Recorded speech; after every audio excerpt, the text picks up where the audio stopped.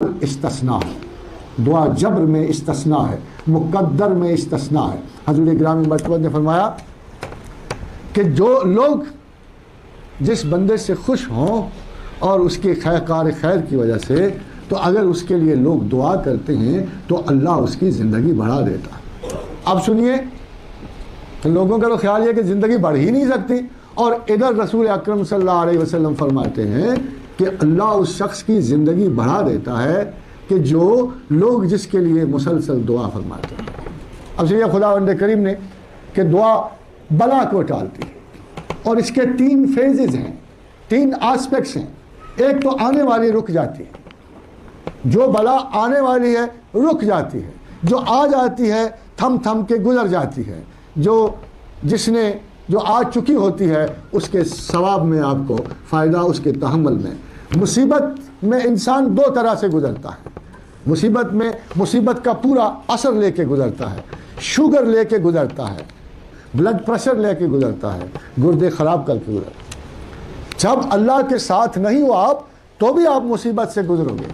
اللہ کے ساتھ بھی مصیبت سے گزرو گے۔ فرق یہ ہے کہ اگر اللہ کے بغیر گزرے گے تو ڈیمیج کر کے گزرو گے اپنے آپ کو، کوئی بڑے سے بڑا ڈیمیج تمہیں ہو چکا ہوگا، جسم کی بربادی کر کے گزرو گے، ایسی بلائیں لے کے نکلو گے کہ پھر وہ لمحہ مرگ تک آپ سے درست نہ ہوں گی۔ اور اگر اللہ کے ساتھ گزرو گے تو آپ انٹچڈ گزرو گے، بلاؤں سے محفوظ گزرو گے۔ رسیدہ بود بلائے ولے بخیر گزشت،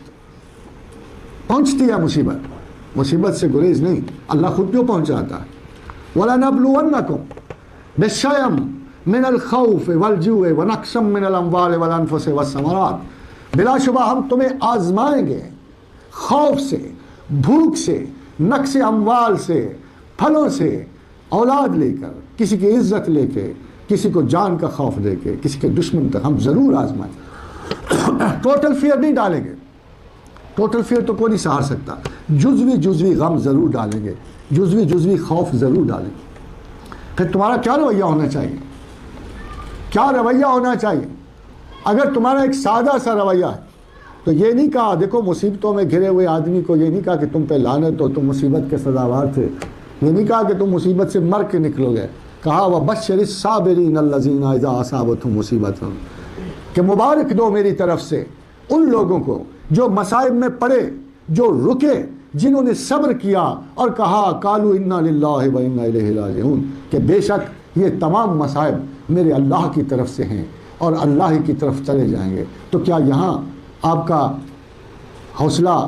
بڑھنے کے علاوہ کیا آپ کا فائدہ ختم ہو گیا؟ نہیں، ختم نہیں ہوا۔ اللہ اس سے کچھ اور آگے جاتے ہیں، فرماتے ہیں جن لوگوں نے یہ ایٹیچیوڈ اختیار کیا، جن لوگوں نے یہ دعا مانگی،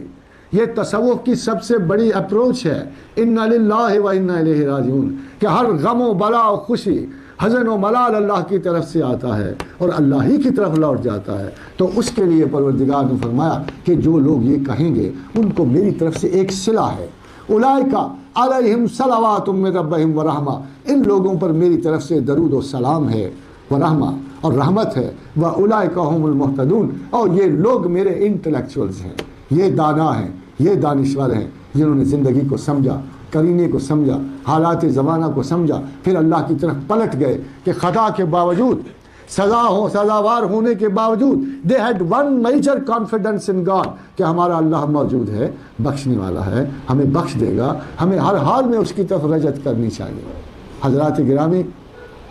دعا اور رحمت 2 ایسی چیزیں ہیں